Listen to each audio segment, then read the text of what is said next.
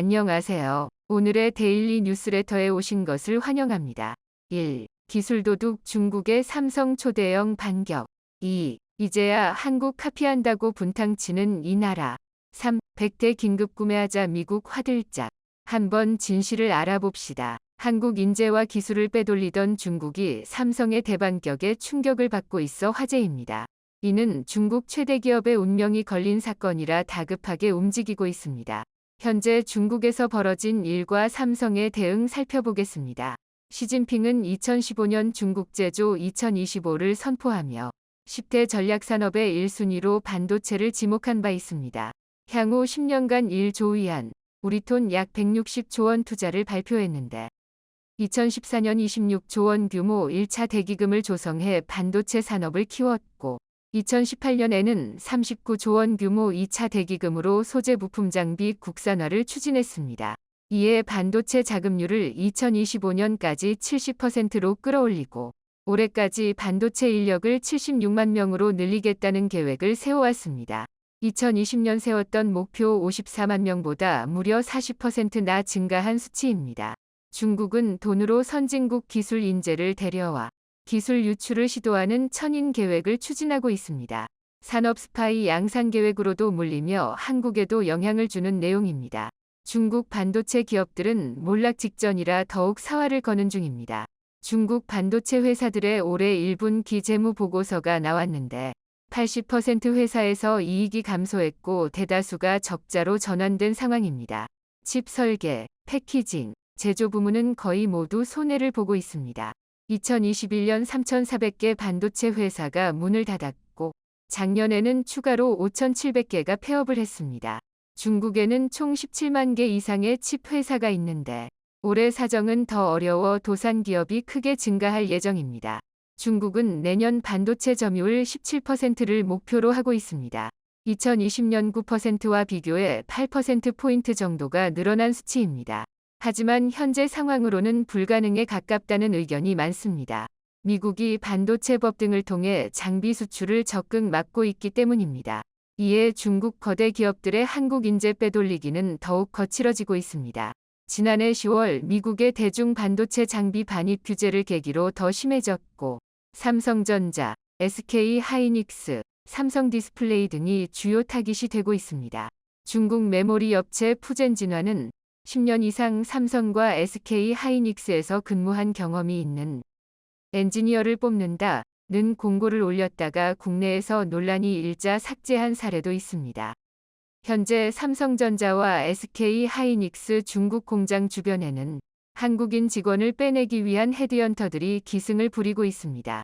공장 인근에서 대기하다 퇴근하는 직원에게 은밀히 접근해 보수의 2배 이상을 약속하며 이직을 권유하고 있다는 설명입니다. 거액 이적료 조건에는 내부 자료 유출과 같은 불법 조건이 붙는 경우가 많습니다. 최근 보도된 삼성 반도체 공장 복제 시도 사건은 사태의 심각성을 극명하게 보여줬습니다. 과거 삼성전자와 SK 하이닉스에서만 28년간 근무해온 임원이 삼성 설계 자료를 이용해 중국의 복제 공장을 건설하려 했던 것입니다. 삼성전자 청두 공장에서 불과 1.5km 떨어진 지역의 말입니다. 2009년 정부로부터 은탑 산업훈장을 받았고 서울대 등이 선정한 한국을 일으킨 엔지니어 60인에도 이름을 올렸지만 돈의 유혹을 뿌리치지 못한 것으로 나타났습니다. 삼성전자가 오랜 기간 연구를 통해 완성한 수조 원대 가치가 넘어갈 뻔한 사건입니다. 지난해 10월 낸 삼성 엔지니어링 반도체 초순수 관련 첨단 기술 자료를 중국 업체에 유출한 전 현직 연구원 9명이 한꺼번에 재판에 넘겨졌고 올해에는 반도체 세정장비 기술을 중국에 넘긴 삼성전자 자회사인 세메스의 전 직원과 협력업체 대표 등이 기소되기도 했습니다. 삼성전자는 올해만 2번째 기술이 유출될 뻔한 아찔한 상황을 겪었습니다. 현재 연봉 3배 조건으로 중국에 넘어간 이들 중 크게 후회하는 이가 많습니다. 지속적으로 기술을 제공해야 살아남을 수 있기 때문입니다. 처음에는 프로젝트장을 시키면서 기술을 빼가한 후 그렇게 키운 중국인들에게는 다른 프로젝트를 맡기고 본인은 불가능한 프로젝트를 추가로 받아 성과를 못 내면 잘리는 일이 허다하다는 설명입니다. 3년 보장 조건으로 계약을 했다 해도 실상은 1년 정도를 채우는 것이 고작입니다. 외국인들이 현지에서 소송을 거는 것도 현실적으로 어려워 당할 수밖에 없습니다. 외국인 노동자 세법 또한 국내와 달라 세금이 엄청나 남는 것도 크게 없습니다. 중국은 지난해 1월부터 세법을 바꿔 월 1,300만 원 초과 수익 시 45% 세금을 부담시키고 있습니다. 이외에도 한국의 4대 보협과 같이 중국에는 5대 보험료가 있는데 총 10.5%의 보험료를 납부해야 합니다. 거주기간에 따라 연말 정산 등 외국인에게만 적용되는 기타 세금도 있어 실수령액은 기대에 크게 못 미친다는 설명입니다. 특히 중국 업체로 이직했던 이들은 낙인 효과로 국내 복귀도 어려운데 한국에선 영업비밀 누설 등으로 소송을 당하거나 전직 금지 가처분 신청을 받는 경우가 많습니다. 한국 내에서는 현재 법 규정을 강화하자는 여론이 커지고 있습니다. 솜방망이 처벌이 기술 유출의 판을 키웠다는 지적이 나오고 있기 때문입니다. 그간 한국의 기술 유출 범죄 실형 선고 비율은 20% 정도로 80%는 집행유예를 받은 것으로 나타났습니다. 기술 유출 범죄의 무죄 선고율 추이 또한 44%까지 올라 있습니다. 이에 반도체 같은 첨단 산업 분야는 개별 기업의 지식재산권 개념이 아닌 국가안보자산 개념으로 설정해 관리를 강화해야 한다는 것입니다. 법원 또한 최근 판결을 강화하고 있습니다. 삼성전자가 반도체 동종업계에 취업한 직원 A씨를 상대로 제기한 전직금지 가처분 신청을 법원이 받아들여 화제가 됐습니다. A씨는 취업 제한에 따른 대가를 받지 못했다고 주장했으나 퇴직 전 특별 인센티브 5,500만 원을 3년에 걸쳐 받았고 1년 동안 미국 연수를 간 것이 드러나 일정 기간 동종업계에 종사해선 안 된다는 판결이 나온 상황입니다. 만약 이를 어길 경우 근무일마다 500만 원씩 삼성전자에 지급하라는 내용이라 사실상 타업체 되사 명령으로 받아들여지고 있습니다. 재판부는 D램 기술이 국가 핵심 기술이기에 직업 선택의 자유를 일부 제한하더라도 공공의 이익이 있다고 강조했습니다. 중국에 크게 당한 대만도 조치를 강화하고 있습니다. 대만은 2021년 중국 업체가 현지 채용 사이트를 통해 고용을 시도할 시 차단하는 법을 만들기도 했습니다. 중국 업체의 구인 광고가 발각될 경우 최대 2천만 원의 벌금을 내야 하고 구인 중개 행위는 최대 2억 원을 내야 합니다. 또 지난해에는 핵심 기술 보호를 위해 경제간첩죄도 신설했는데 반도체 핵심 기술과 영업비밀 누설 시 이를 간첩 행위로 보고 12년 이하 유기징역 또는 42억 원에 달하는 벌금을 부과하는 것입니다. 중국 SMIC가 상용화한 기술은 14나노 수준으로 알려져 있었습니다. 그런데 최근 7나노 칩 생산 정황이 나타나 미국의 우려를 샀습니다. SMIC는 세계 파운드리 시장에서 5% 점유율을 차지하는 회사입니다. 그런데 비트코인 장비 제조업체 중국 마이너바가 내놓은 제품에서 SMIC가 제조한 것으로 보이는 7나노미터 반도체가 발견됐습니다. 그동안 7나노 미만 반도체 공정은 마의 벽으로 여겨져 왔었는데 2018년 글로벌 파운드리가 7나노 공정 개발을 포기하기도 했습니다. 게다가 10나노 미만의 필수적인 EUV 장비 반입이 막혀있는 상태에서 7나노미터 성공 보도는 세계 언론을 놀라게 했습니다. TSMC 간부들이 기술 자료를 빼돌린 것으로 보고 있는데 설계와 성능에서 TSMC 제품과 매우 유사하다는 것도 이를 뒷받침하고 있습니다. 해당 회사의 반도체 기술 관련 간부 4명 중 3명은 대만계 인재로 채워져 있습니다. 중국 업체가 스스로 개발한 7나노 기술은 없습니다. 22조 원을 투입했던 우하농신, HSMC, 은 토련 공장을 짓다 말고 잠적했고 정부의 보조금을 노린 사기극이 아니냐는 비판을 받기도 했습니다. 중국 최초로 7나노미터 공정을 성공시키겠다고 큰 소리를 쳤던 업체입니다. 게다가 중국의 반도체 항모로 물리던 칭화윤이마저 파산해버렸죠. 결국 외국 기술을 빼돌려야 살아남는 상황이 된 것입니다. 삼성은 기술 도둑 중국의 전면전을 선언했습니다. 2017년부터 매년 참석했던 MWC 상하이 2023에 불참했고 삼성 디스플레이는 지난달 26일 미국 텍사스주 동부 지방법원에 중국 BOE를 상대로 특허 침해 소송을 냈습니다. 자사가 개발한 OLED 특허 4종을 BOE가 무단 도용했다고 본 것입니다. 여기에는 삼성 측 핵심 특허인 다이아몬드 픽셀도 포함돼 있습니다. 다이아몬드 픽셀은 인간의 망막이 적색, 녹색, 청색 중 녹색에 가장 민감하게 반응한다는 점에 하가한해 녹색 소자 크기를 작고 촘촘하게 늘리는 방식으로 구성돼 있습니다. 특히 45도 대각선 방향으로 화소를 구성해 다이아몬드 형태를 만들었고, 이는 보다 높은 선명도와 가시성을 제공합니다. 직선과 대각선 등 날카롭고 정교한 패턴을 정확히 표현할 수 있는 것입니다. 일자형 픽셀보다 적은 픽셀수로 통통한 화질을 낸다는 장점이 있습니다. 빛을 내는 소자가 적게 들어가기 때문에 그만큼 전력을 아낄 수도 있습니다. 2020년부터는 이에 대한 상표 등록을 공격적으로 하고 있습니다. 최근 2년간 관련 상표를 미국, 영국 등 10개국에 출원한 상태입니다. BOE는 이것 또한 자신들 기술이라며 홍보에 나서기도 했는데 참다 못한 삼성이 소송 카드를 꺼낸 것입니다. 삼성 디스플레이가 BOE를 상대로 특허 소송을 제기한 것은 이번이 처음입니다. 중국 1위 디스플레이 업체 BOE 또한 최근 삼성을 상대로 자국에서 특허 침해 소송을 제기한 바 있습니다. 삼성 디스플레이 등에 무려 9건의 무더기 소송을 한 것인데 삼성 반도체, 시안에도 4건의 소송을 제기했습니다. BOE는 삼성이 자사가 개발한 기술을 무단으로 도용했다고 주장하나 구체적으로 어떤 기술에 관한 소송인지는 알려지지 않고 있습니다. 업계에선 지난해 12월 삼성 디스플레이가 미국 ITC 국제무역위원회에 제기한 OLED 패널 특허 조사에 대한 보복성 조치로 보고 있습니다. 중국에서는 이와 관련해 삼성에게 비난을 쏟아낸 바 있습니다. 자신들은 기술을 훔치지 않는다고 반발했던 것입니다. 작년 12월 삼성 디스플레이는 미 부품 도매업체 17곳을 ITC에 제소한 바 있습니다. 중국산 짝퉁 패널을 수입해 사설 수리업체들에게 납품했다는 것이 이유입니다. 크게 겁을 먹은 BOE, 차이나스타 등 중국 4개 업체는 지난달 16일 미국 법원에 삼성 디스플레이 특허 무효 심판 청구를 하기도 했습니다. 당시 ITC 소송 피고에 BOE는 포함되지 않았지만 삼성은 이번에 직접 BOE를 지목하며 소송을 했습니다. BOE는 과거부터 한국 기술을 빼내며 성장했습니다. 지난 2003년 한국 하이디스를 인수한 후 약속했던 투자는 뒷전으로 하고 즉각 기술을 빼내가 공분을 샀습니다.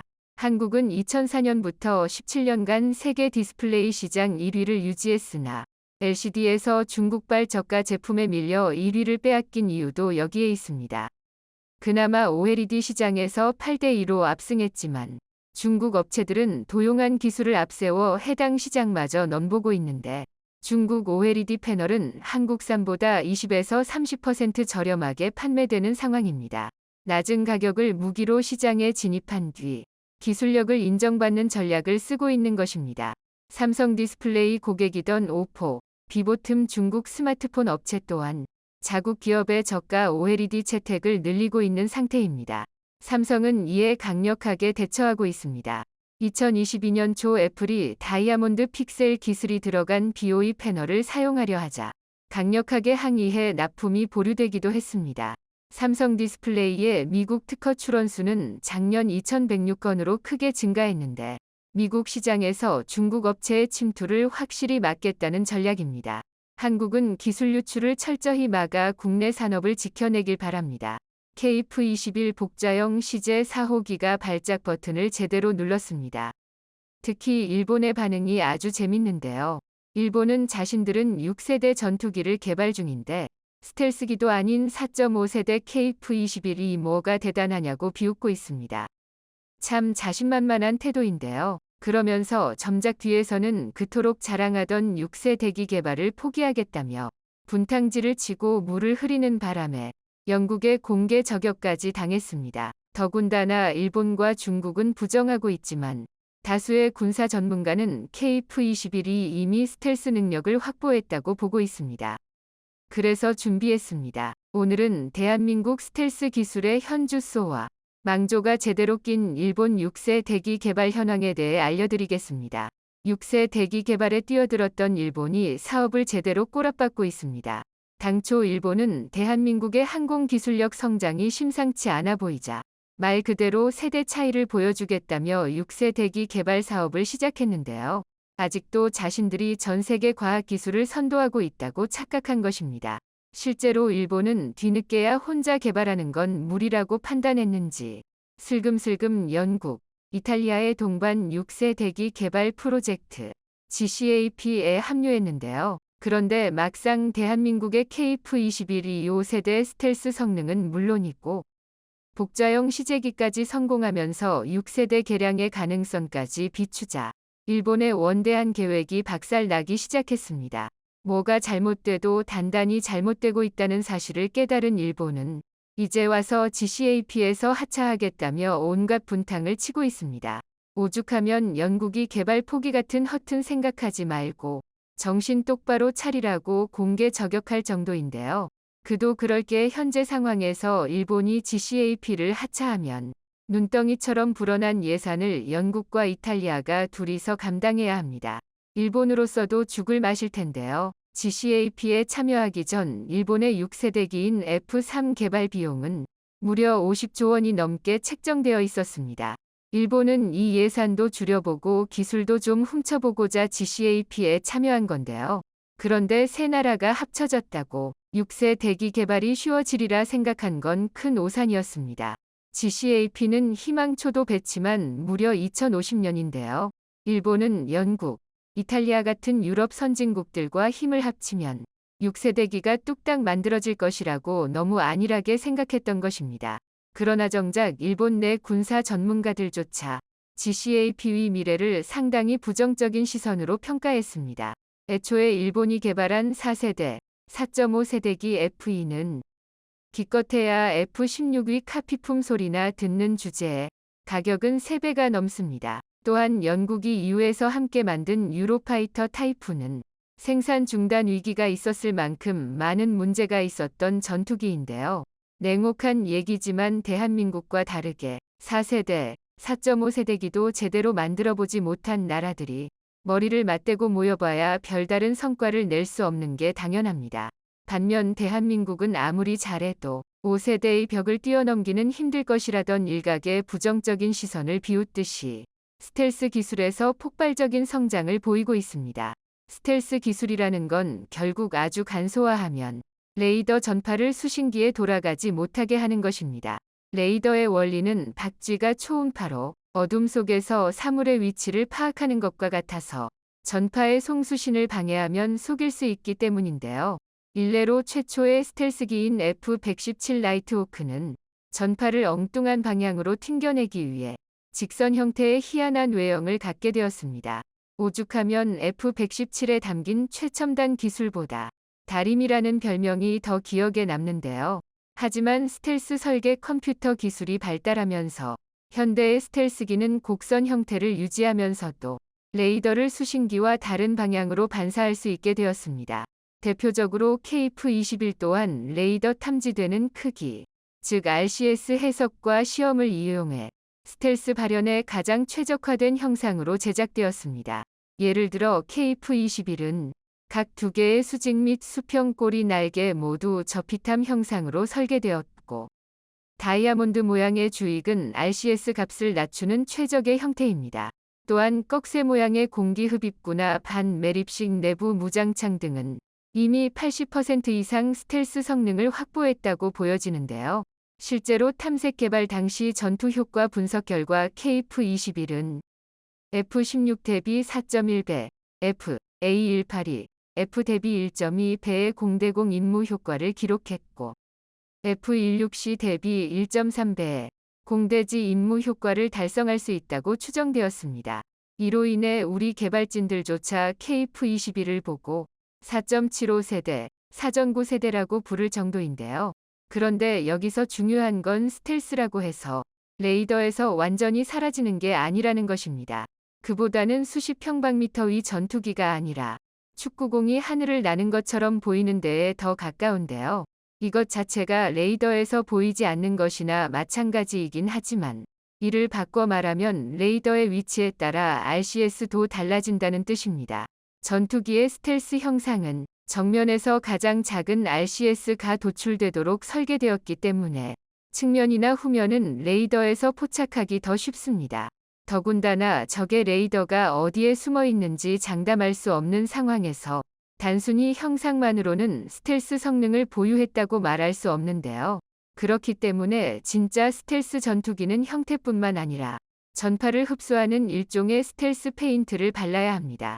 일명 램이라는 도료인데요. 램은 흑색 탄소 분말 또는 미세철 입자를 함유하고 있어서 레이더 전파를 흡수할 수 있습니다.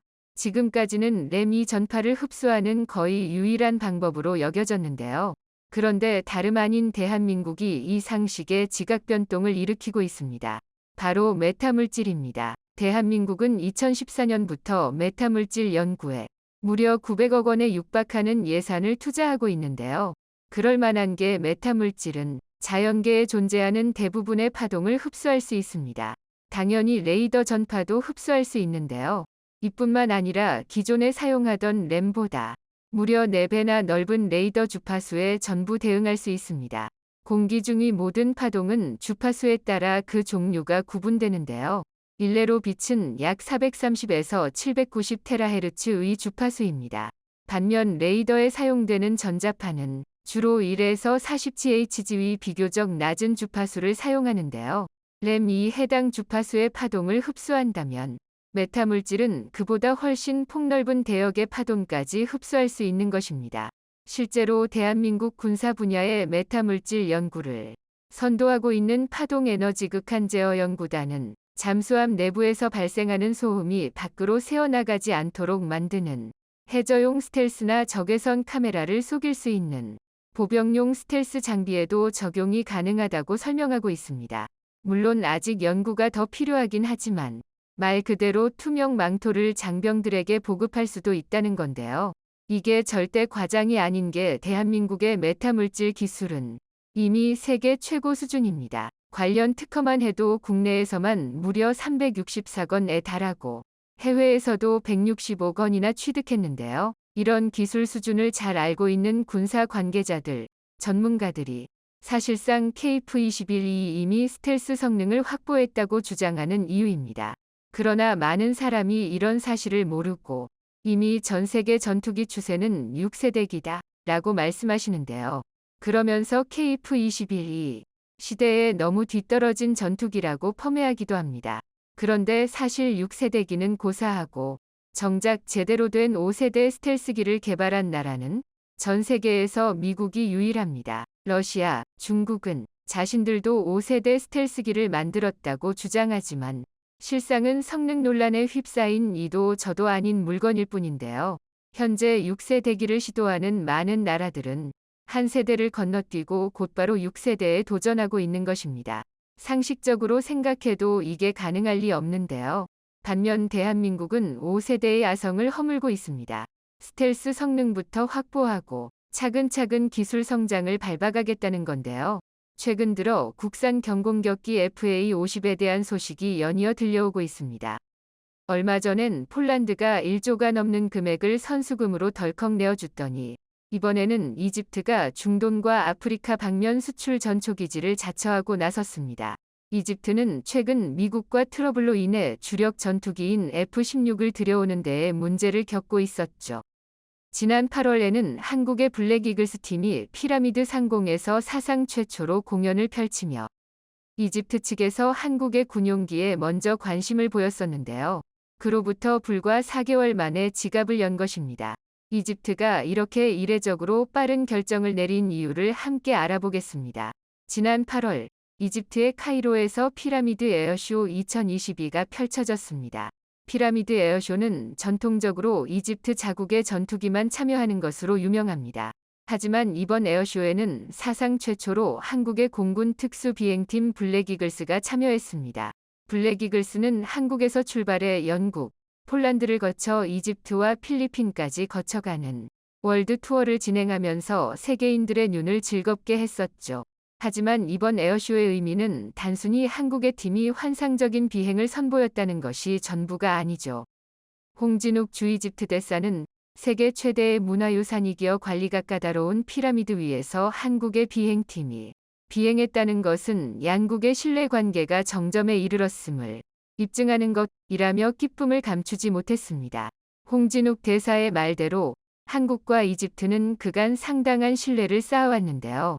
이집트는 2017년부터의 교섭을 통해 올해 2월 K9 자주포 200문을 구매하고 수십 대의 K10 탄야군반 차량도 덤으로 사갔습니다. 이 중 초도 분량만을 한국이 직접 인도하고 나머지 전부를 현지에 구축한 생산시설에서 라이센스 생산하게 될 예정이라고 하죠.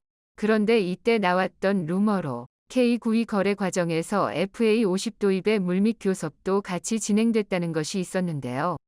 이것이 사실이었던 모양입니다. 30일 이집트 국영 아랍산업화기구 AEOI는 KAI와 이집트에서 FA50 훈련기 제작을 위한 협약을 체결했습니다.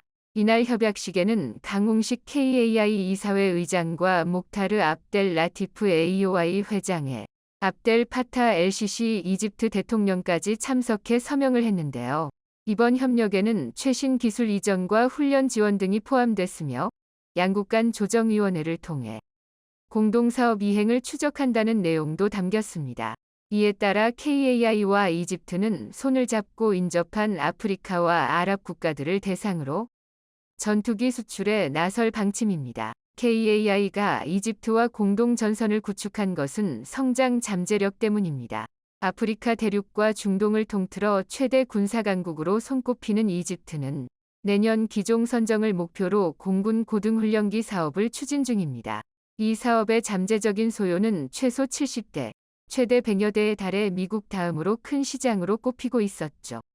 그리고 실제 공개된 계약 내용은 T-50 훈련기와 FA-50 경전투기를 합쳐 총 100대로 그야말로 잭팟이 터진 상황입니다. 수량이 많은 만큼 단가가 어느 정도는 떨어지게 되겠지만 폴란드가 48대의 FA-50을 구매하는데 4조 원가량을 썼으니 이집트에 100대를 판매하는 규모는 거의 8조에 가까울 것으로 보입니다.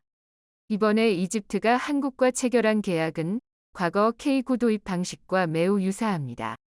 단순히 구매 후 인도받는 방식이 아니라 현지에 생산기지를 구축해 직접 라이센스 생산을 하겠다는 것인데요. 이집트가 이러한 선택을 한 데에는 폴란드가 끼친 영향이 매우 큽니다. 무기 확보에 국가의 명운이 달린 폴란드가 한국의 FA-50을 선택한 것으로 FA-50의 효용성은 입증된 것이나 마찬가지였습니다. 게다가 폴란드와 이집트는 FA-50을 노리는 이유도 똑같습니다. 바로 FA-50 최대의 강점인 F-16과의 호환성이죠. 이집트는 무려 208기의 F-16을 운용하고 있어 세계에서 네 번째로 많은 수의 F-16을 운용하는 국가입니다. 그런데도 훈련기는 중국, 유럽, 브라질 등 호환이 전혀 되지 않는 기종으로만 채워져 있었죠. 이집트군의 고질적인 약점으로 꼽히던 게 바로 이것인데요. 무기 체계가 파편화되어 있어 보급과 훈련 과정이 복잡하다는 것이었죠. 이집트의 고등훈련기 사업에 뛰어든 기종은 FA-50 외에도 중국의 L-15와 이탈리아의 M346이 있었고 이 둘 모두 FA-50호 다 가격 자체는 저렴합니다. 하지만 그동안 파일럿들을 주력 전투기인 F-16에 적응시키기 위해 많은 시간과 비용을 낭비해야만 했던 이집트는 도입 비용 차이를 감안하고도 F-16과의 부품 호환성이 70%에 달하는 FA-50을 고르지 않을 수 없었습니다. 게다가 단연간 F-16을 운용하며 구축해둔 부품 및 정비 체계를 FA-50은 상당 부분 공유할 수 있어서 운용 유지비가 압도적으로 저렴했죠. 도입 비용 차이를 메우고도 남을 만한 메리트가 있었던 것입니다. 문제는 언제 사느냐는 것뿐이었는데요. 그런데 이 상황에서 폴란드가 4조의 구매 대금 중 3할에 해당하는 1조 2천억을 한국에 덜컥 일시불로 내버린 것입니다. 납기를 반드시 지켜달라는 당부와 함께 말이죠. 이는 먼저 뽑아간 번호표의 목까지 박은 셈이었습니다. 누가 뭐래도 한국 전투기는 우리가 먼저 사갔으니 새치기는 꿈도 꾸지 말라고 전 세계에 말한 것과 같다는 것이죠. 언제 살지 눈치만 보던 이집트는 갑자기 닥친 상황에 재빠르게 반응할 수밖에 없었습니다. 하지만 이미 폴란드가 당장 내년에 12대의 초도 분량을 가져가기로 협의를 마친 상황이고 22대의 초도부는 국내용으로 생산되던 T50을 죄다 긁어다가 FA50으로 뜯어 고치는 물건들입니다. 즉 한동안은 한국으로부터 직접 FA50을 인도받기가 어렵다는 것인데요. 그래서 K9 도입 당시와 비슷하게 라이센스를 주면 현지의 생산 기지를 구축해서 필요한 분량만큼 직접 만들어 쓰겠다고 제안한 것입니다. 이는 한국 입장에서도 거절할 이유가 없는 좋은 조건입니다. 앞서 언급한 폴란드와의 계약 때문에 한국은 지금 계약을 하더라도 밀린 수주량을 감당하기 어렵습니다. 당장 내년에 폴란드에 보내야 하는 12대의 FA50부터가 기존 FA50과는 격이 다른 블락 20 사양입니다. 폴란드는 FA50을 구매하며 한국이 블락 20으로 성능을 업그레이드 해주면 그 비용은 자신들이 부담하겠다고 약속한 바 있습니다. 폴란드와의 계약이 성사되며 이 약속이 실제로 이행되고 있는 것인데요. 폴란드가 선수금을 입금하기가 무섭게 블락 20에 탑재될 AESA 레이더의 기종이 팬텀 스트라이크로 확정되는 등 빠른 진척을 보여주고 있습니다. 하지만 그러고도 팬텀 스트라이크의 통합 과정, 공중급유 기능, AMRAAM 공대공 미사일의 통합 등 블락 22 성능을 맞추기 위해서 해결할 문제가 산더미인데 주어진 시간은 별로 없죠. 해내지 못할 정도는 아니지만 숨가쁜 스케줄이 될 것임은 분명합니다. 이 상태에서 폴란드 수출량의 2배가 넘는 이집트 계약까진 아무래도 소화하기 어렵습니다. 이집트 역시 한국으로부터 직접 인도받는 계약으로는 언제 FA52 실물을 만지게 될지 장담할 수 없음을 알고 있습니다. 그래서 라이센스 생산이라는 방식을 취해 양국이 윈윈하는 길을 제안한 것입니다. 한국 역시 흔쾌히 이 제안을 받아들이면서 이번 계약은 성사되었습니다. 상황이 이렇게 흘러가면서 의외로 발등에 불이 떨어진 나라가 있는데요. 바로 말레이시아입니다. 현재 말레이시아 역시 FA52 구매를 위해 한국과 긴밀한 접촉을 이어가고 있죠. 이들은 18대씩 2번에 걸쳐 총 36대를 도입하는 계획을 제시했고 1차 교체 사업에서만 2조 원가량을 내는 가격 협상까지 KAI와 마친 상태입니다. 남은 것은 당국의 승인뿐이라고 하죠. 말레이시아의 경우 36대라는 적지 않은 양을 도입하는 만큼 거래가 성사될 시 유지 보수를 위한 MRO 센터를 자국 내에 구축할 가능성이 높은데 말레이시아는 이 역시 반가운 상황입니다. 주변 동남아 국가 중 T50 계열 군용기를 도입한 태국, 필리핀, 인도네시아는 도입량이 많지 않았습니다. 그래서 MRO 센터까지 구축하기는 애매하고 그렇다고 자력으로 정비하자니 그럴 만한 기술력이 받쳐주지 못합니다. 그래서 이틀은 비단 FA50이 아니라도 소량 도입한 무기들을 모두 부품 돌려막기로 혹사시키다가 사고를 내는 일이 비일비재하죠. 그런데 근방에 있는 말레이시아에 MRO 센터가 생기면 이들 국가들이 말레이시아에 굽히고 들어와서 T50 계열기들의 정비를 받아가야 합니다.